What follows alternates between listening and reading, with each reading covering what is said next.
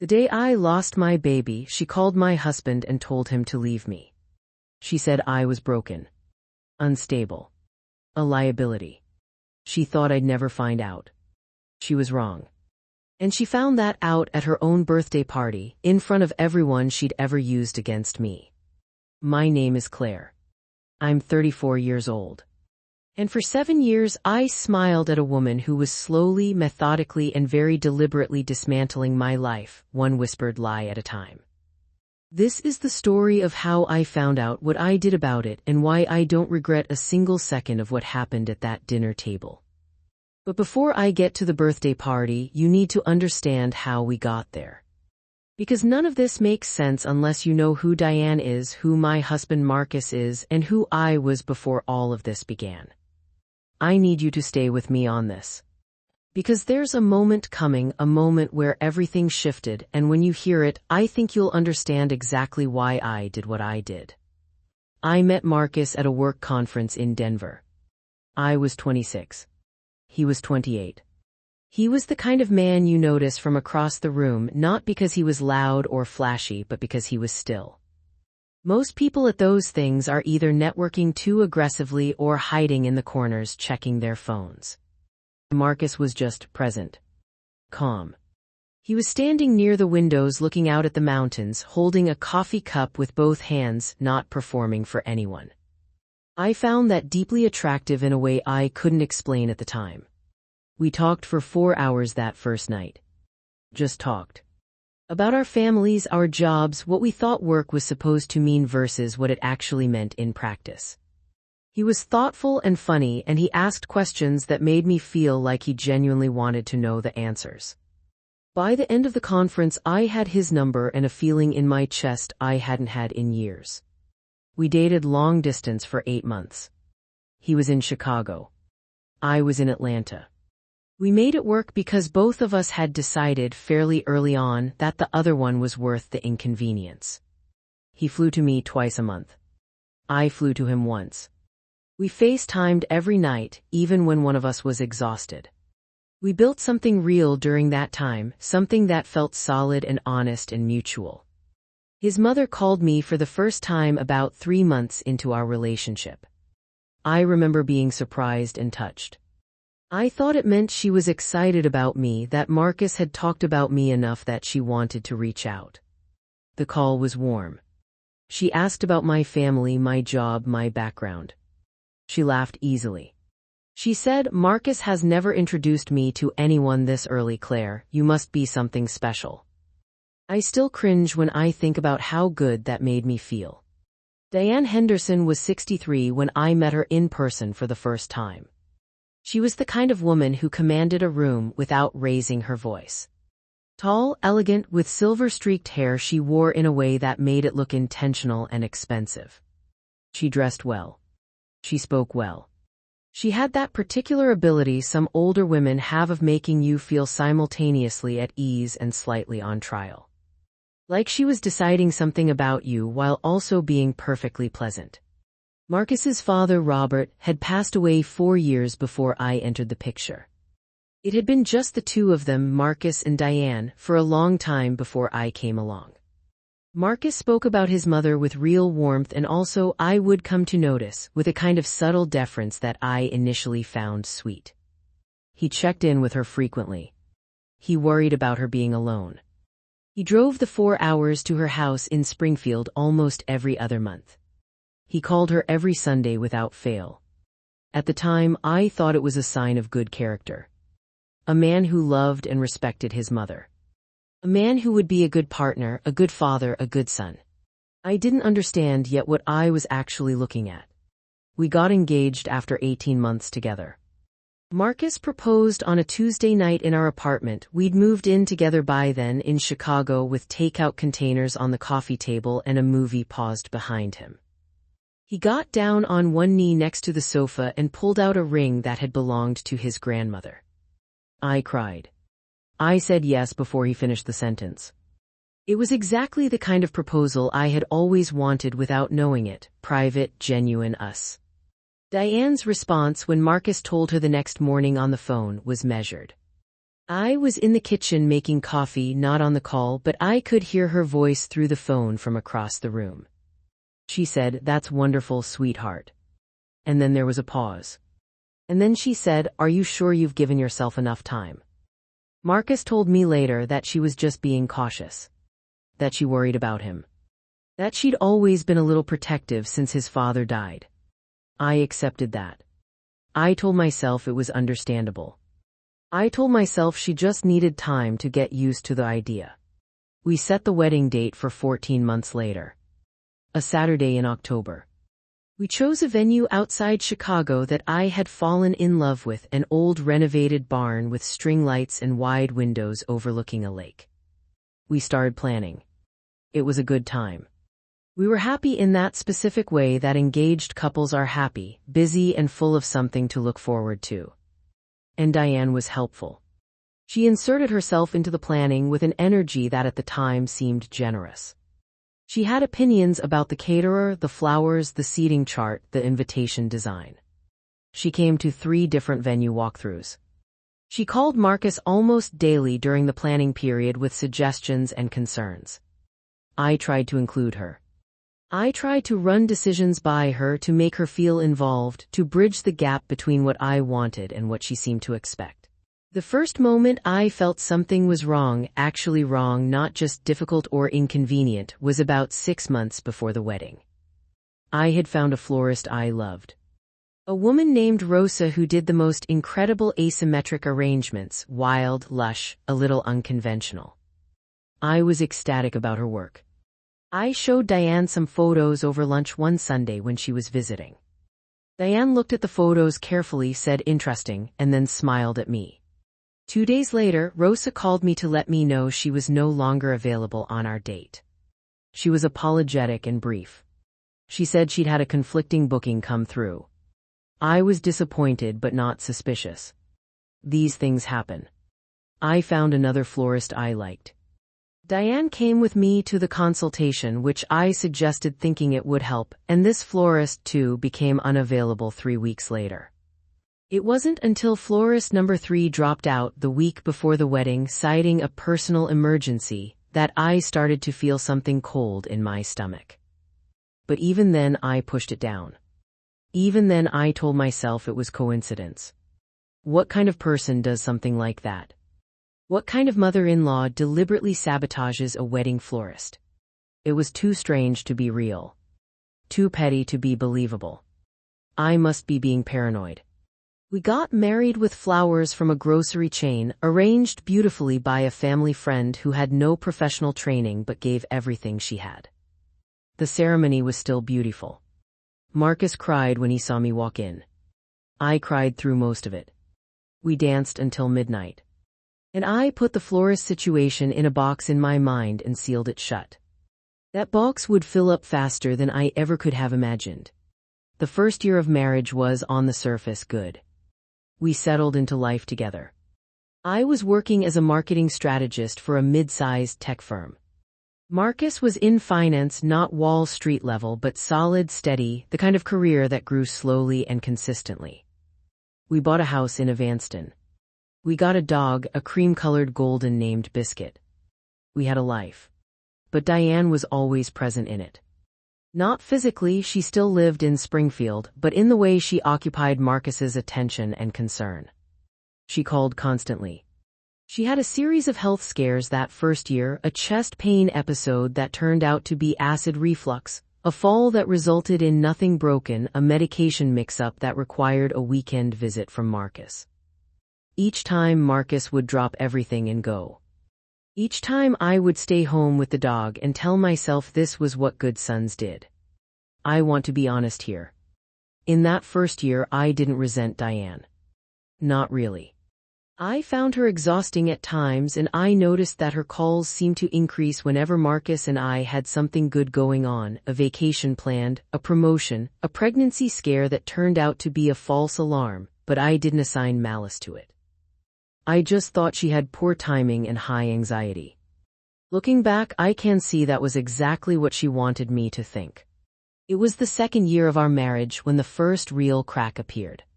Marcus and I had been trying to conceive. We'd been trying quietly and hopefully for about 5 months when I got pregnant. I was 9 weeks along when I told Diane over a Sunday dinner she hosted at our house when she was visiting. I remember the moment perfectly. The table was set with her dishes that she kept at our place. Yes, she had dishes at our place, and she had cooked half the meal herself, which she often did when she visited. Marcus told her while she was plating the chicken. He said, "Mom, we have some news." And she turned around and looked at us, and her face did something I will spend the rest of my life trying to read. It was one single second where her expression went somewhere I couldn't name, and then it arranged itself into joy. Wide smile. Shining eyes. She walked over and hugged me and said, "A baby, how wonderful." 3 weeks later, I miscarried. I was 12 weeks. It happened on a Wednesday morning. I was at work when the cramping started, and I drove myself to the hospital because Marcus was in a meeting, and by the time I reached him, it was already happening. He came immediately. He was wonderful that day, present, quiet, gentle in exactly the way I needed. We drove home in silence, and he held my hand, and I stared out the window at the highway and felt completely hollowed out. We didn't tell anyone for a few days. We needed the silence. On the 4th day of Friday, Marcus told his mother. I was in the bedroom when he called her. He walked into the living room and mostly spoke quietly, but I could hear pieces of it. He was composed, factual, sad. He said they had lost the pregnancy. He said I was doing okay. He said he just wanted her to know. What I heard of her response was, "Oh, sweetheart, I'm so sorry, how are you holding up?" How are you holding up? Not how is Claire? Not give her my love. How are you holding up? I told myself I was reading too much into it. I told myself grief makes you hypersensitive. I told myself a lot of things. What I didn't know, what I would not know for 5 more years, was what Diane said to Marcus in that same phone call, after she believed I was out of earshot or after the conversation had continued beyond what I could hear. But I'll get to that. The months that followed the miscarriage were the hardest of my life. Not just because of the loss itself, though that was devastating in a way I still don't have adequate words for, but because of what it seemed to do to the air between Marcus and me. He was supportive, but also, I noticed, increasingly distracted. He was on the phone with his mother more than ever. He was shorter with me in small ways that he didn't seem aware of. When I brought it up once, gently, he apologized and said he was just stressed about work. He said he didn't realize he was being distant. We started trying again after 3 months. The trying itself became a kind of tension, hope, and performance, and the weight of what we'd already lost. Another year passed. No pregnancy. We went to a specialist. The news was not dire, but it was not simple either. I had some structural irregularities that could complicate conception. We started looking into options, different approaches, timing-based methods, and eventually conversations about IVF. Through all of this, Diane continued to be what I can only describe as strategically present. She called Marcus constantly. She sent me gifts occasionally, books, self-care items, but they always had a slightly off quality to them. A book about reclaiming emotional balance after loss. A pamphlet about therapy. A journal with a note that said, "Sometimes we carry things we don't know how to put down. This might help, honey." On the surface, these seemed thoughtful. But they accumulated into a kind of portrait, a portrait of a woman, me, who was struggling, fragile, emotionally compromised. It took me years to understand she was painting that picture deliberately. Because what Diane was doing, I would learn, was conducting a very careful and sustained campaign to convince Marcus that I was emotionally unstable. Not crazy, she was too smart for that word. Struggling, having a hard time, not quite herself. "I just worry about her, Marcus. I worry about you."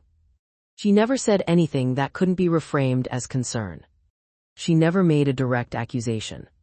She simply, consistently, over years, offered her son a version of his wife that was diminished. Fragile. Unreliable. Not quite enough. And Marcus, who loved his mother and trusted her completely, absorbed it. I noticed the effects before I understood the cause. Around year 3, I started noticing that Marcus would sometimes look at me during disagreements with this particular kind of patience, not the patience of a partner who was listening, but the patience of someone managing a situation. Like he was handling me. Like there was something about my emotional responses that required a special kind of careful navigation. I'd get upset about something reasonable, a canceled plan, a missed anniversary dinner because he'd gone to Springfield without telling me, and he'd respond in this measured, slightly clinical way that made me feel like I was overreacting even when I wasn't. I'd apologize. I'd wonder if I was being too sensitive. I'd question my own read on things. That's the insidious thing about what Diane was doing. It didn't just affect how Marcus saw me. It affected how I saw myself. Year 4 was when I first found something concrete, though I didn't understand what I was looking at.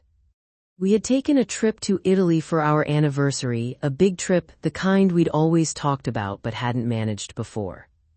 It was genuinely lovely. We spent 10 days going from Rome to Florence to the Amalfi Coast. We were happy in a way that felt like a reminder of something we'd misplaced. When we came home, there was a handwritten letter on Marcus's desk from Diane. I saw it only because I was looking for a pen and his office was closer. It was folded, not in an envelope, and the first lines were visible. I wasn't trying to read it.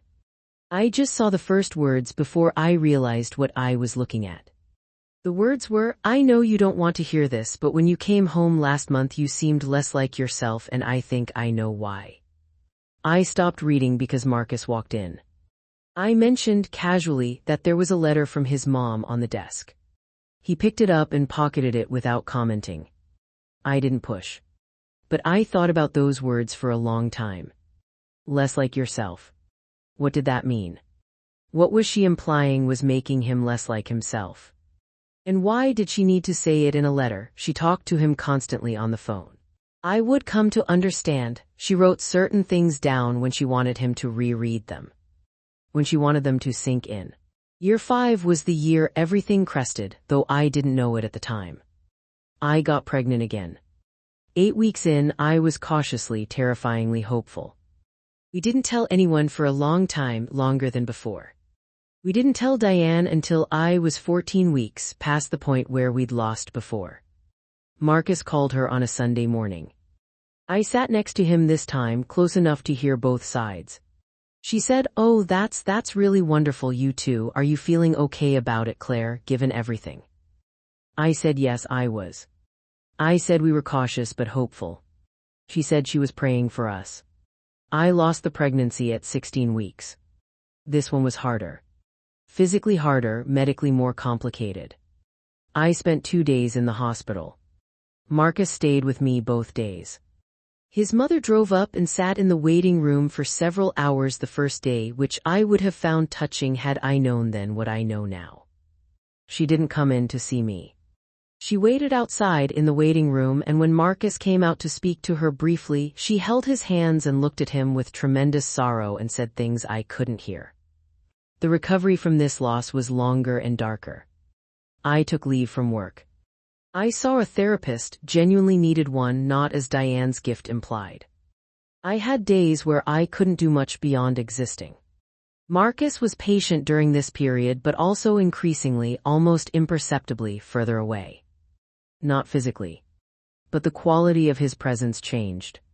He would be in the same room, and I'd feel like he was across a very wide space. He started working late more often.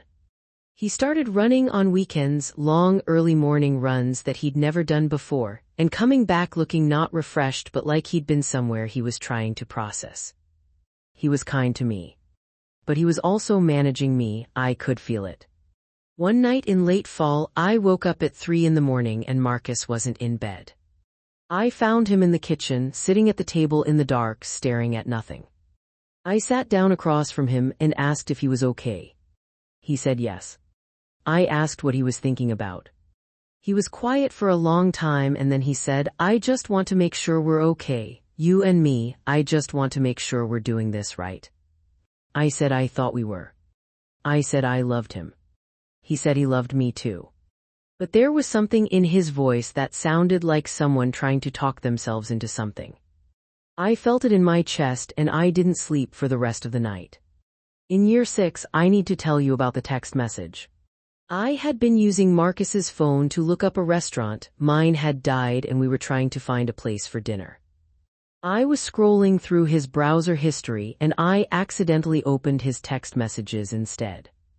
The screen opened on a thread with Diane. This was not unusual, they texted frequently.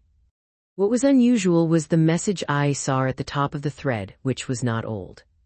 It was from 3 days earlier. Diane had written, "I've been worried about the pattern, Marcus. This is the second time, twice isn't chance. You have to think about what you're choosing. You can love someone and still admit when the situation isn't right for either of you." I put the phone down on the table. Then I picked it up and scrolled up to see Marcus's response. He had written, "I know, Mom, I know." 3 words. "I know, Mom, I know." I put the phone face down and sat very still for about 2 minutes. Then I got up and went to the bathroom and ran cold water over my wrists and looked at myself in the mirror and took several very careful breaths. When I came back, Marcus was in the kitchen and I handed him his phone and said I couldn't find the restaurant I was looking for and maybe we should try somewhere else. He agreed. We went out to dinner. I didn't say anything. I ate my pasta and laughed at a story he told about a colleague and reached across the table and touched his hand and said I was glad we got out of the house. Inside I was building something. I didn't know yet exactly what it was. But something had shifted. Something had locked into place with a finality I felt in my bones. Because here's what that text message told me when I finally let myself decode it fully. Diane was not just being overprotective. Diane was not just worried about her son. Diane was actively, explicitly working to dismantle my marriage. This is the second time she was tallying my miscarriages like evidence. Twice isn't chance, she was implying something was wrong with me, specifically that went beyond medical explanation. Think about what you're choosing. She was asking her son, my husband, to choose to leave me. To choose to leave me after my second pregnancy loss. My husband had responded, "I know, Mom, I know. I need you to understand what that felt like. I need you to really sit with that." Because this wasn't just a controlling mother-in-law with boundary issues. This was a coordinated, sustained effort to end my marriage, using my most painful experiences as ammunition, and my husband, the man I had chosen, the man who had chosen me, the man I had built a life with, was, at least in that moment, at least in some part of himself, entertaining it. That night, after we came home from dinner, I poured myself a glass of wine and went to the back porch and sat outside in the cold for an hour. I didn't cry. I was past crying about this particular thing. I was something else. I was calculating. I want to be very clear about something. I loved Marcus. I genuinely, deeply loved him. And I also recognized in that hour on the porch that what was happening to our marriage was not entirely his fault. He had been carefully and consistently fed a version of reality that served someone else's interests. He was not a villain in this story. He was a victim of the same manipulation I was, just from a different angle. She was destroying us both to keep him. But I was also done being passive about it. I went back inside and kissed Marcus on the cheek and told him I was tired and was going to bed. He looked up from his book and smiled at me, and the smile was so normal and so warm that I had to hold something tight inside myself to keep from breaking. I went to bed. I lay in the dark. And I started planning. Step 1 was information. If I was going to understand what had been done to me, the full scope of it, I needed evidence. Not confrontation. Not accusation. Evidence. I started listening more carefully. To Marcus's calls with his mother when I could. To the timing of her health emergencies. To the way Marcus's behavior shifted after specific phone calls. I started keeping notes. Just small ones on my phone in an app that looked like a grocery list. Dates. Observations. Things that didn't fit. The health scare that happened the week before Marcus's firm's biggest event, an event I was supposed to attend with him that required him to go to Springfield instead. The accidentally forwarded email I received once that seemed to have been meant for Marcus, a note from Diane saying she'd spoken to the Hendersons about the situation and that they agreed with her read. I had no idea who the Hendersons were. I still don't know what the situation meant in full. But it told me she had been talking to other people in our extended circle about me, about our marriage, about whatever version of reality she'd constructed. I made note of it and kept going. Step 2 was the phone records. Marcus and I had a shared phone plan.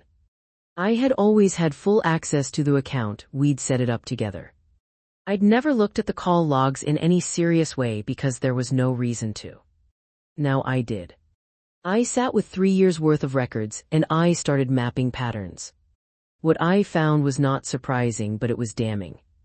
Every single significant event in my marriage, every fight Marcus and I had ever had, every low point, every crisis, was preceded within 24 to 48 hours by a call from Diane to Marcus that lasted between 30 and 90 minutes. Not a quick check-in call. A long call. I could see the duration in the records. She was priming him. She was calling him, feeding him something, and then waiting for it to land. More than that, several of the calls happened at times I had specifically noted because Marcus had been strange after them, withdrawn or gently confrontational about something small or just subtly off. The call before our worst fight, the one we'd had in year 3 about whether to keep trying to conceive, happened the day before. I checked. The call before the night I found him sitting in the dark kitchen happened 6 days before that. A 90-minute call at 10 in the evening. What do you talk about for 90 minutes at 10 at night with your mother? I knew what. I knew exactly what. Step 3 was the hardware. And this is where I need to slow down and be precise because I want you to understand that I did not do anything illegal. Everything I uncovered was through means that were either legally available to me or offered to me by someone else. I had a cousin, Mara, who worked in IT security and who I trusted completely. I told her what was happening, all of it, and I asked for her advice. She told me about something called metadata, information about communications that doesn't include the content of the messages but that can tell you volumes about patterns, frequency, and timing. She also told me about voice memo features that many phones have that could be enabled. She did not suggest anything illegal. She simply educated me about what was possible and what wasn't. But it was not technology that gave me the most important piece of evidence. It was a person. Her name was Linda. She was Diane's neighbor of 12 years, lived 2 houses down in Springfield, sharp, warm woman in her late 60s who had known Diane for decades and who, I would come to learn, had her own complicated feelings about what she had watched over the years.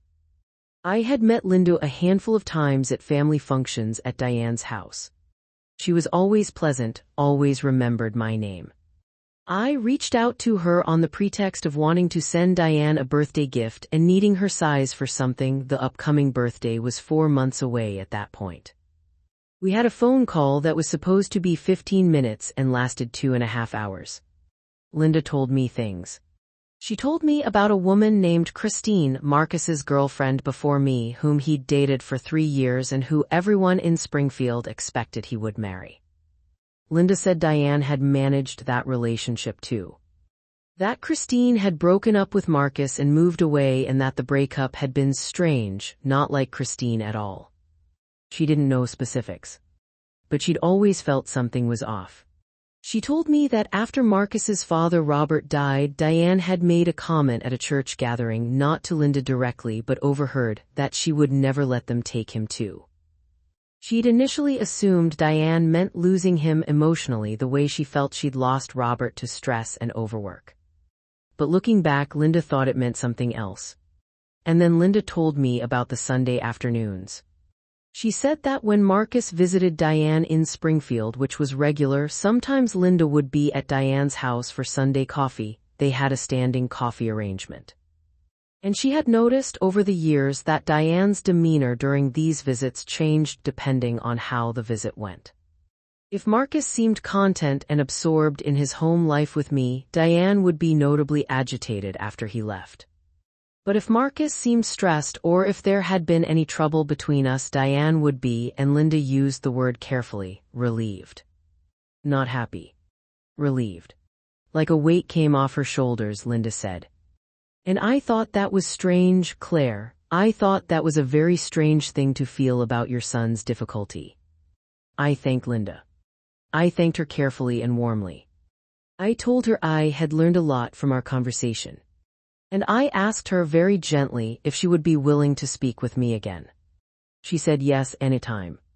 I hung up the phone and sat in my car in a parking lot and pressed both my palms flat on the steering wheel and took 5 long breaths.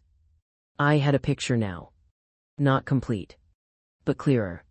The next thing I did surprised even me a little.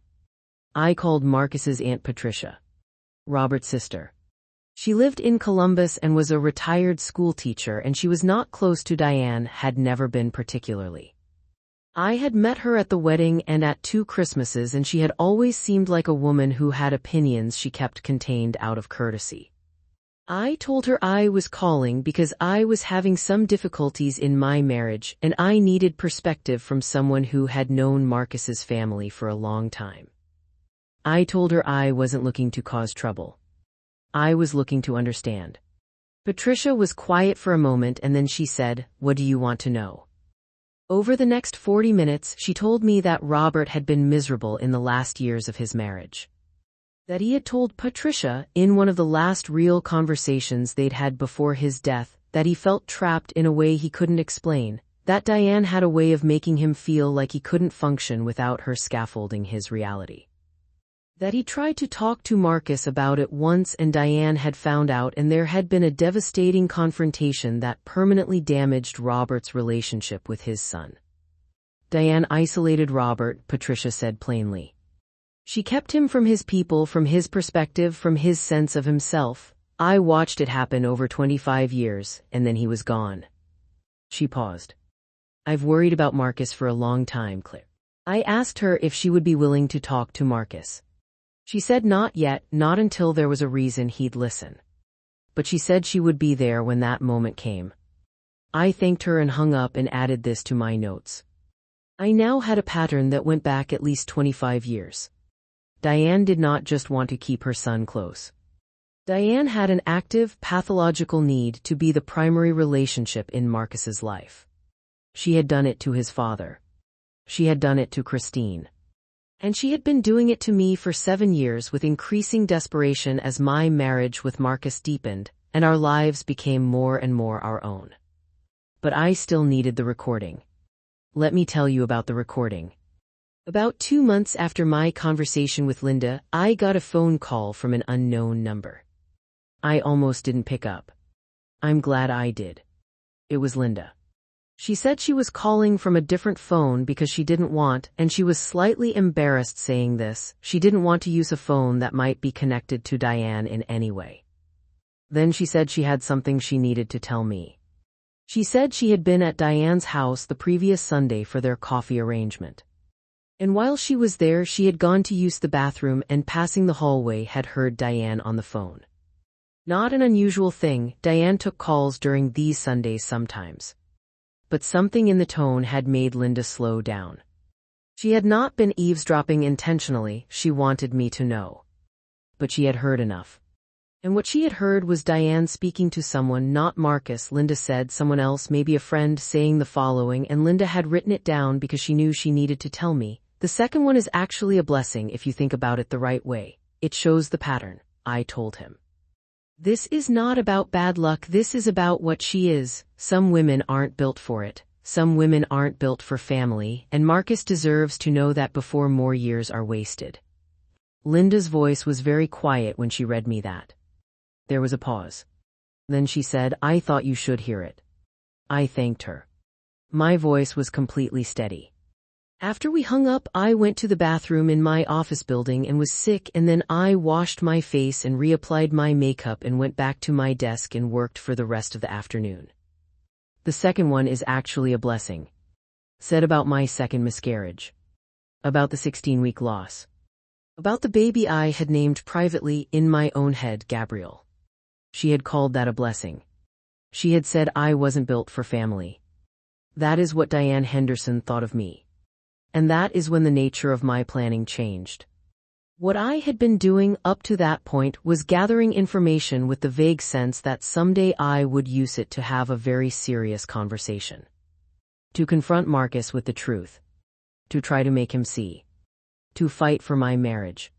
After that phone call with Linda, my thinking reorganized entirely. A conversation was not sufficient. A private confrontation was not sufficient. Diane had spent 7 years carefully constructing a reality in Marcus's mind, in the minds of the extended family, possibly in the minds of neighbors and friends, in which I was the fragile, inadequate one. A private conversation would be her word against mine, mediated by a husband who had been primed for years to see me through her lens. No. What I needed was not a conversation. What I needed was an audience.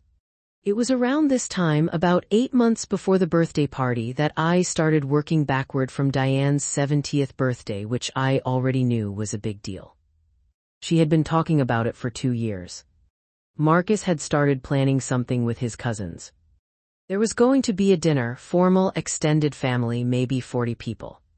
Diane's siblings, their children, family, friends, people from the community in Springfield who'd known her for decades. 40 people. All of whom had been given, I was now certain, varying doses of Diane's version of reality. I needed all of them in the same room. I want to be clear about something here.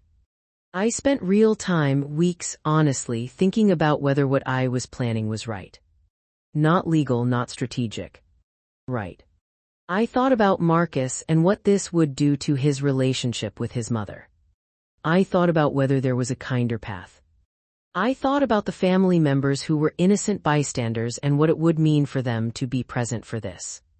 And I kept coming back to the same place. Diane had sat in a waiting room while I hemorrhaged and had called my second pregnancy loss a blessing, and had spent 7 years working to end my marriage and convince my husband I was broken. She had done this with intention, sustained effort, and no remorse.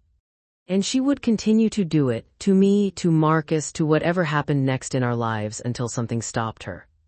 The kindest path was not a private conversation she could spin. The kindest path was a controlled, documented, public accounting that left no room for narrative revision. I started making a list of everything I had. Linda's account. Patricia's account. The phone records with their damning patterns. The text thread I had photographed in that single moment on the couch. And something else, something I had been working on quietly through Mara. Mara had helped me understand that Diane had, at some point, accessed my email. I won't go into the full technical detail, but there was a forwarding rule set up on my email account that I had not created, a rule that forwarded certain messages with certain keywords to an external address. It had been set up during a period when Diane had stayed at our house alone while we were traveling. She'd had a key, supposedly, to water plants, and Marcus and I had been traveling. The external address the messages were being forwarded to was one I traced back through Mara's careful work to a tablet device registered to Diane's home address. She had been reading my emails. For at least 2 years that we could document. Which emails? The ones that contain the words, appointment, doctor, pregnancy results specialist, IVF loss. She had been reading every private communication about my fertility, my medical situation, my losses. She had known about everything in real time. And she had used that knowledge to time her calls to Marcus, to position her concerns, to deploy her version of my inadequacy at maximum impact moments. I printed the documentation. I had it independently verified by a third party who specialized in digital forensics, someone Mara knew. The report was professional, clean, unambiguous. I also, during this period, did something that surprised me with how simple it was. I called Diane.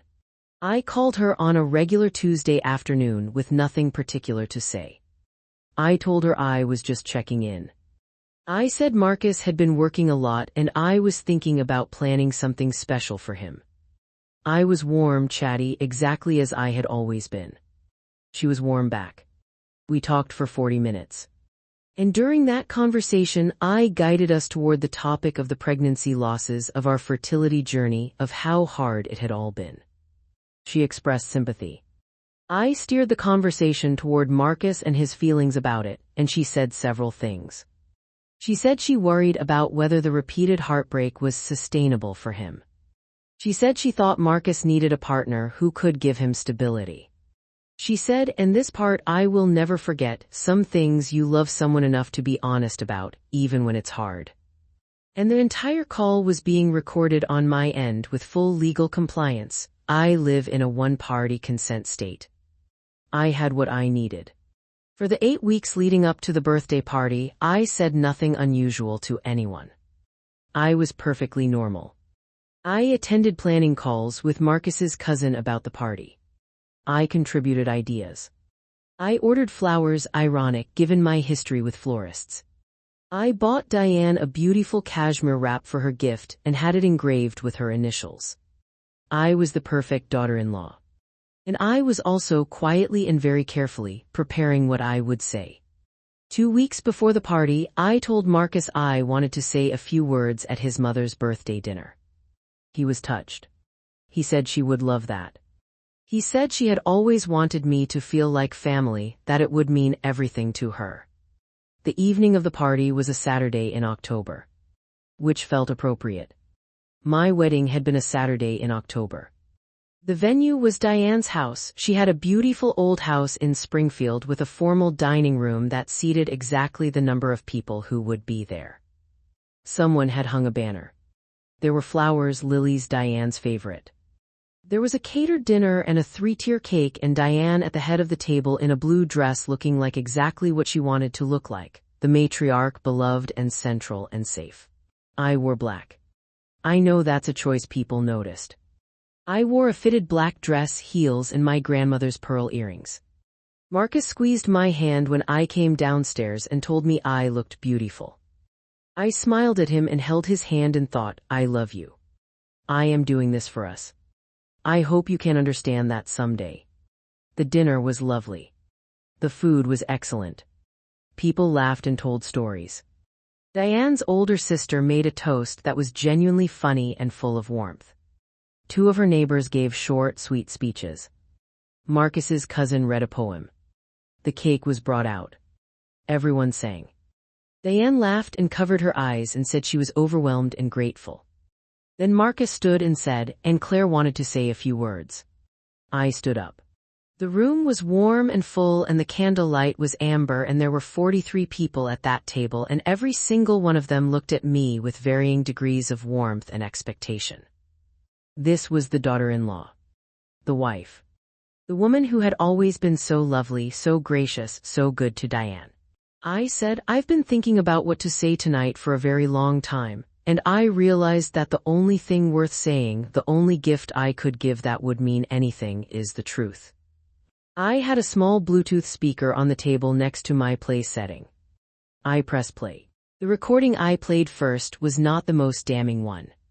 It was a clip from a longer conversation Diane had had with someone, a friend I had reason to believe that Linda had helped me access legally. In it, Diane said, the second one is actually a blessing if you think about it the right way. It shows the pattern. I told him this is not about bad luck. This is about what she is. Some women aren't built for it. Some women aren't built for family, and Marcus deserves to know that before more years are wasted. I watched the room hear it. I watched Diane's face go from confusion to recognition to something I had never seen on it before. Something that was very close to fear. I watched Marcus go completely still. I let the recording finish. Then I turned off the speaker. And I continued talking.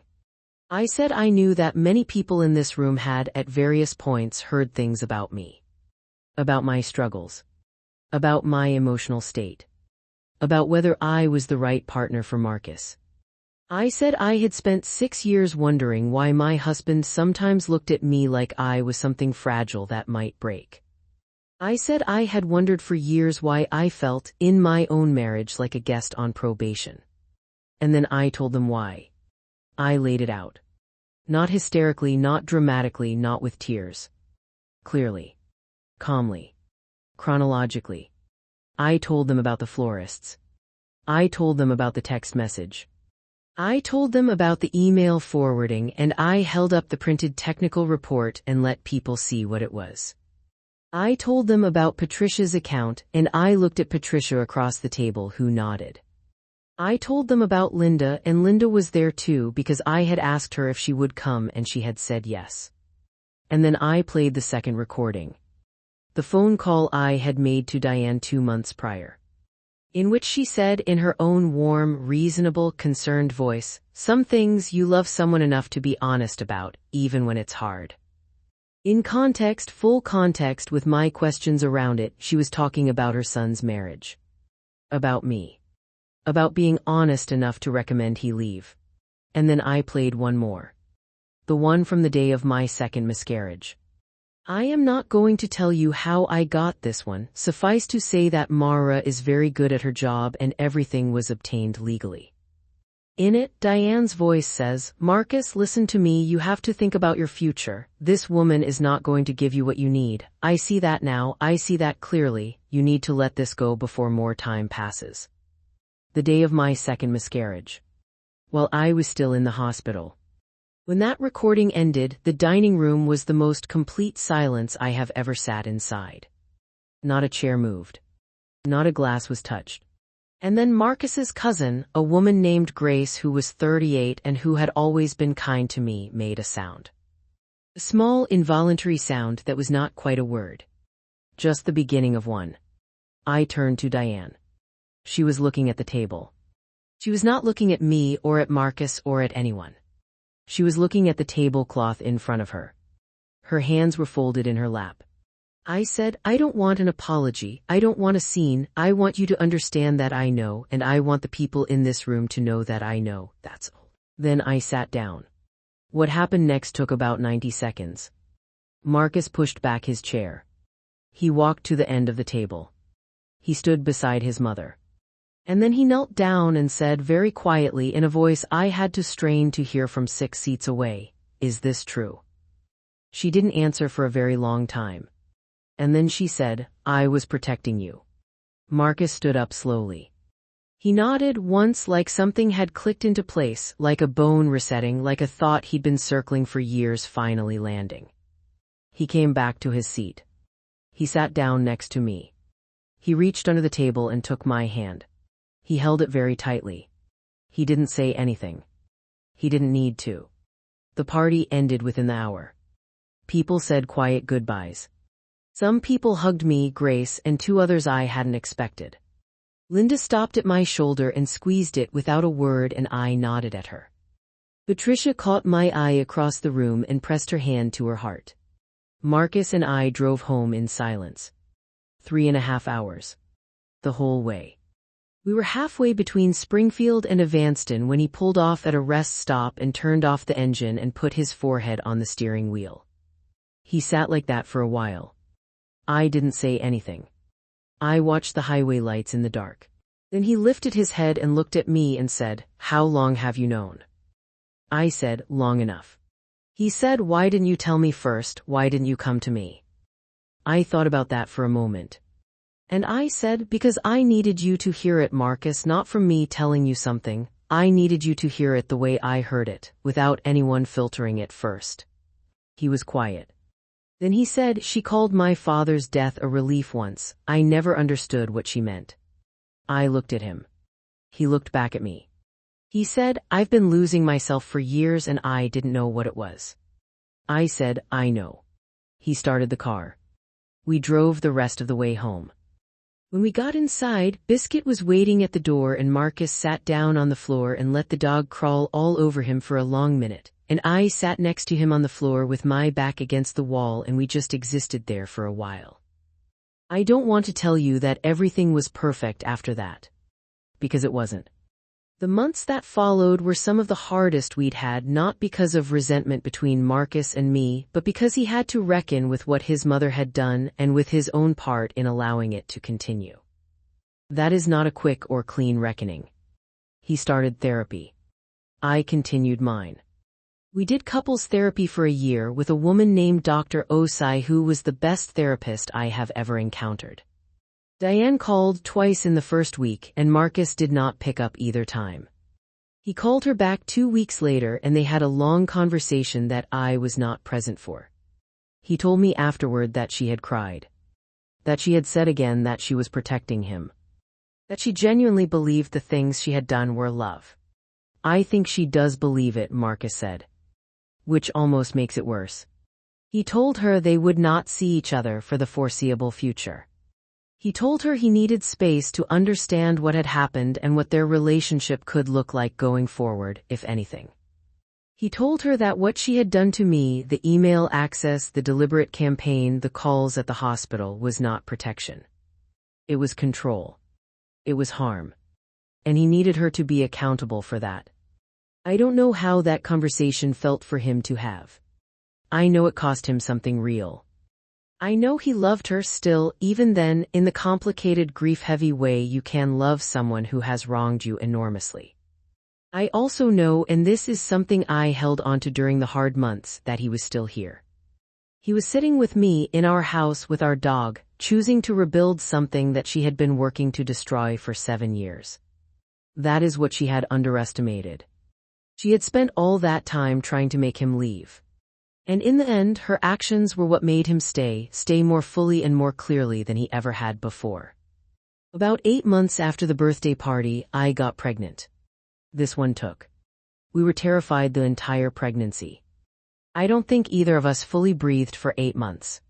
But at 3 in the morning on a Thursday in June, our daughter was born. 8 pounds even. Full head of dark hair. The loudest voice I had ever heard in such a small person. Marcus held her and looked at me over the top of her head and said, "We made it." I said, "We made it." We named her Alina. Ellie usually.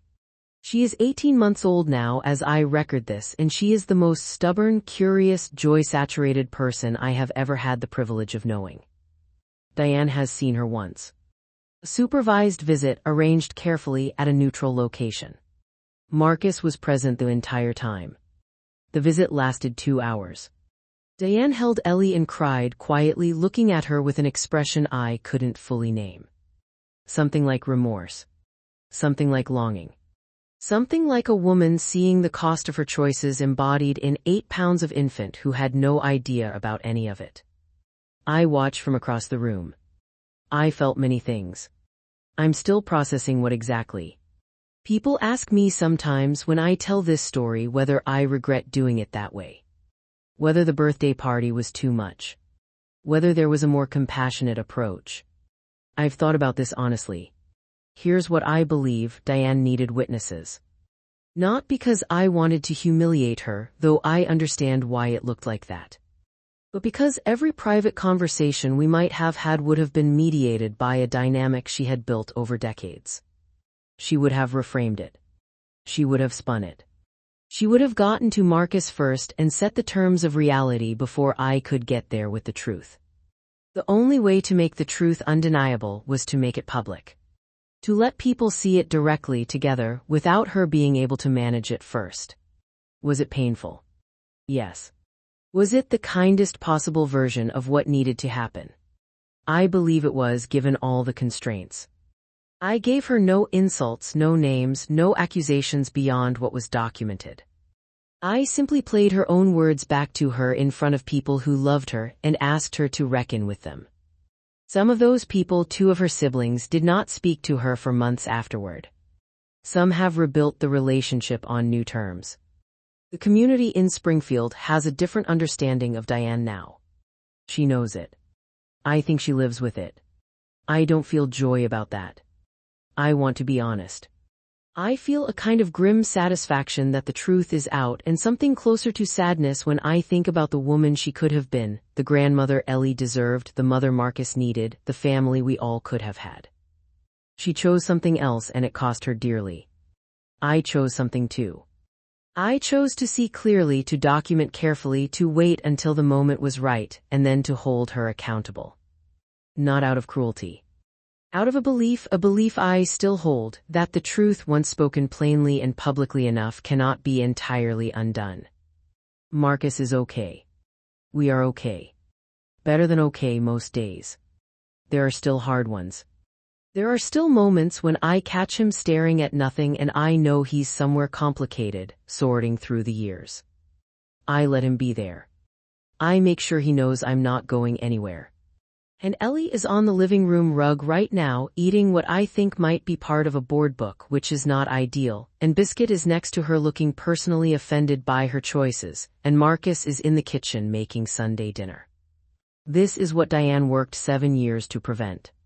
We're still here.